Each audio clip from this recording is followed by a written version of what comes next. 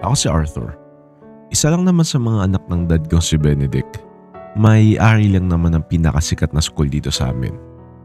19 years old na ako ngayon at nag-aaral ako sa school niya. Lumaki ako mayaman since mayaman yung buong angkan ko. Nakakatawa nga eh. Kasi simula ng elementary, lahat ng teacher sip-sip sa akin. Kesa sila yung lapitan ko para sa grades, sila pa yung lumalapit sa akin para daw ma-promote daw sila. Lahat din ng estudyante takot sa akin at walang may balak na guluhin ako. Kaya lumaki ako may kapangyarihan dito sa school. Halos di na ako natuto eh. Kasi mali sagot ko, mataas pa din grades ko. Perfect na sana yung buhay ko eh. Kaso biglang... Excuse me, sabi sa listahan dyan daw ako nakaupo. Sino ka ba? Ay sorry, bagong lipat lang kasi ako dito. Actually, kaka-transfer ka lang kahapon. So di mo pa ako kilala? Kailangan ba kilala kagad kita? Ma-attitude ka. Ano ba pangalan mo? Feliz din. But you can call me Feliz. Okay. Let me introduce myself. Ako lang naman si Arthur Harrington. Anak ng may-ari ng school na to. Okay. Weird flex but nice to meet you. Di mo ba ako narinig? Ako ang anak ng may-ari ng school na to. Oo, narinig kita. So? So? Seryoso ka ba? Ang weird mo. Weird? Gusto mo ba matanggal ka agad sa school na to? Ha? Narinig nga kita. Alam ko ikaw ang anak ng may-ari ng school na to. Pero it doesn't mean na ikaw ang may-ari. Kaya kita ipa-kick out. For what reason? Kahit walang reason, kaya kitang tanggalin. Lo, buong. Sinabi ko lang na nandyan ako nakaupo, papatanggal ka agad ako. Buang? Fine. I'll call the principal. First time in my life na pahiya ako sa school. Wala pang kahit sinong gumawa nun sa akin. Pumunta kagad ako sa principal para sabihin na i-kick out siya. Ninang, Yes, inaanak? pwede niya ba i-kick out yung babaeng bagong transfer sa room ko? Ha? Bakit naman? Ayoko sa kanya. Pangit ng ugali niya. As much as I want Arthur, pero utos ng dad mo na ipasok siya sa school na to. My dad? Oo, siya mismo ang nag-enroll sa kanya dito. Kahit na Ninang, gawin mo ng paraan para matanggal siya. Magagalit sa akin yung dad mo, Arthur. Call my dad.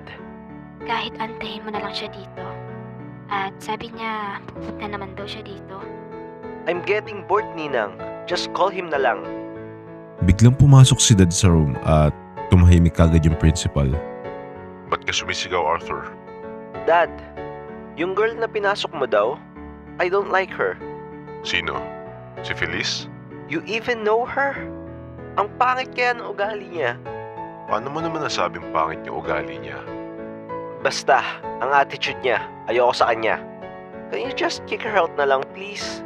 I can't, son. I owe her. Don't tell me, Dad, na anak mo siya sa labas. What? No! She saved my life yesterday. Ha? Paano? Habang may kausap ako sa phone kahapon, biglang may humarot sa likod ko na kotse.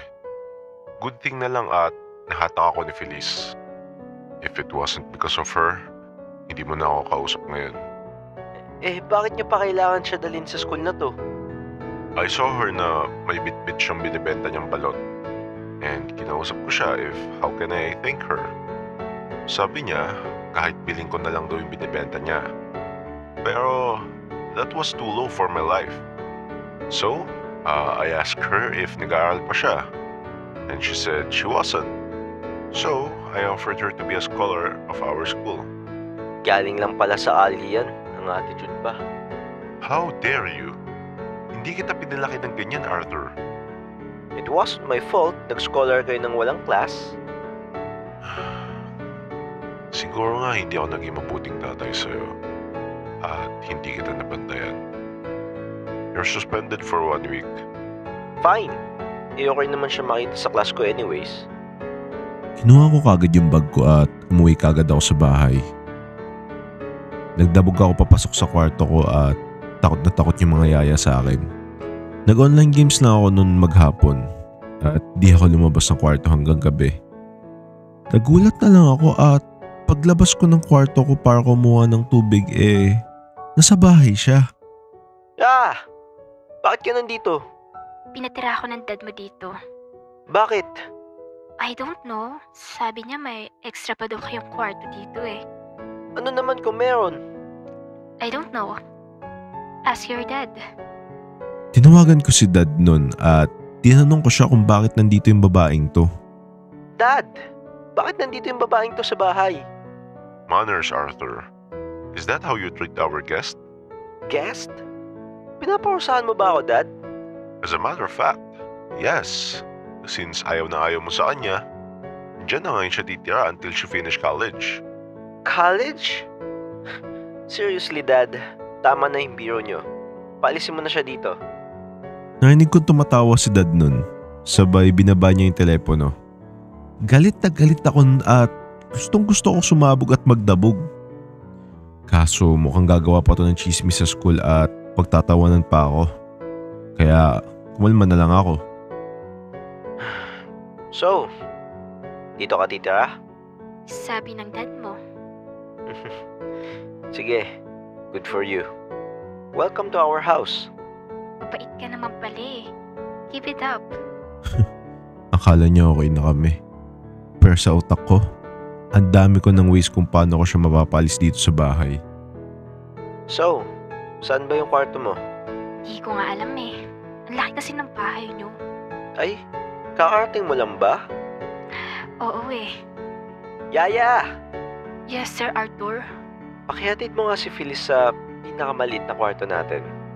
Sir Arthur, yung pinakamalit na kwarto natin dito para sa mga katulong.